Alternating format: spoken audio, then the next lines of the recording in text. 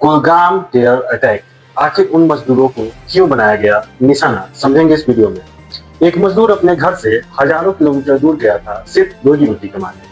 उसे क्या पता था कि जिस जगह वो परिवार के लिए पैसे कमाने आया है वही उसकी जिंदगी को खत्म कर देगी। वही जगह 31 जुलाई की रात जम्मू कश्मीर के कुलगाम में एक ब्रिक किंग पर काम कर रहे छत्तीसगढ़ के दो माइग्रेंट वर्कर पर आतंकियों ने गोली चला दी।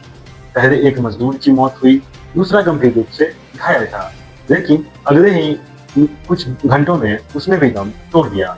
यानी एक रात में दो परिवारों का सहारा चला गया। रिपोर्ट्स के मुताबिक मृतकों में 22 साल के दीपक रात्रे और दूसरे मजदूर भूपिंदर का नाम सामने आया है। दोनों 36 वर्ष के रहने वाले थे। अब सबसे बड़ा सवाल कि आखिर मजदूरों को ही निशाना क्यों बनाया गया। कुछ रिपोर्ट्स में परिवार की तरफ से दावा किया गया है कि हमलावरों ने मजदूरों की पहचान पूछी थी।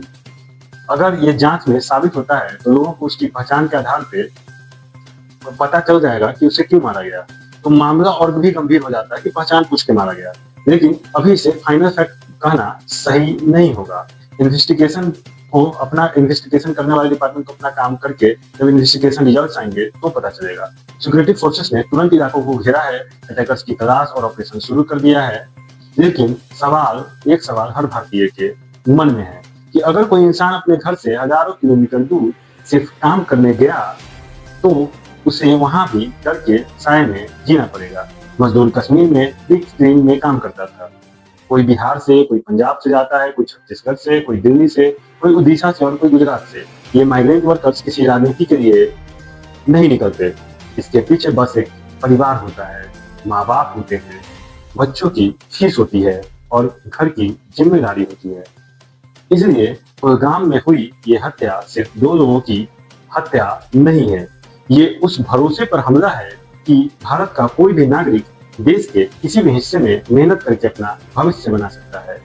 और सबसे जरूरी बात, क्या इसके पीछे कोई बड़ा टेरर नेटवर्क है? क्या किसी ऑर्गेनाइजेशन ने इसकी जिम्मेदारी ली है? क्या कोई लोकल सपोर्ट नेटवर्क था? क्या विक्टिम्स को पहचान के आधार पर टारगेट किया गया? इन सभी सवालों का जवाब इन्वेस्टिगेशन से ही मिल पाएगा। बिना सबूत के किसी भी ऑर्गेनाइजेशन या किसी देश को जिम्मेदार बताना सही नहीं होगा। बाकी तो आप जानते ही हो। लेकिन एक बात बिल्कुल साफ है कि आतंकवाद का मकसद सिर्फ गोली चलाना नहीं होता। वो डर पैदा करना चाहता है, मजदूर डर कर वापस जाए, लोग कश्मीर आने से डरे और नॉर्मल लाइफ फिर से डिस्टर्ब हो। इसलिए इस मामले का जवाब सिर्फ अटैकर्स को पकड़ना नहीं बल्कि पूरे नेटवर्क को खत्म करना होना चाहिए।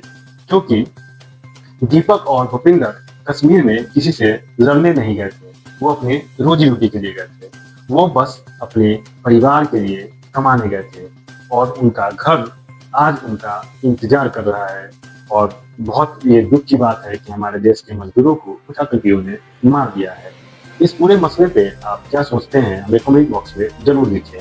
आपके हिसाब से माइग्रेंट्स वर्कर की सिक्योरिटी के लिए सरकार को क्या अलग व्यवस्था करनी चाहिए, हमें कमेंट में लिखकर जरूर बताएं। आपको वीडियो कैसा लगा कमेंट में जरूर बताएं। आप देख रहे थे स्वतंत्र समाचार और मैं था आपके साथ प्रतीक। मिलता हूँ अगले वीडियो में, तब तक के लिए शुभ रात्रि। और आप इस वीडियो को अपने दोस्तों के बीच में शेयर करना कभी मत भूलिएगा और चैनल को सब्सक्राइब तो जरूर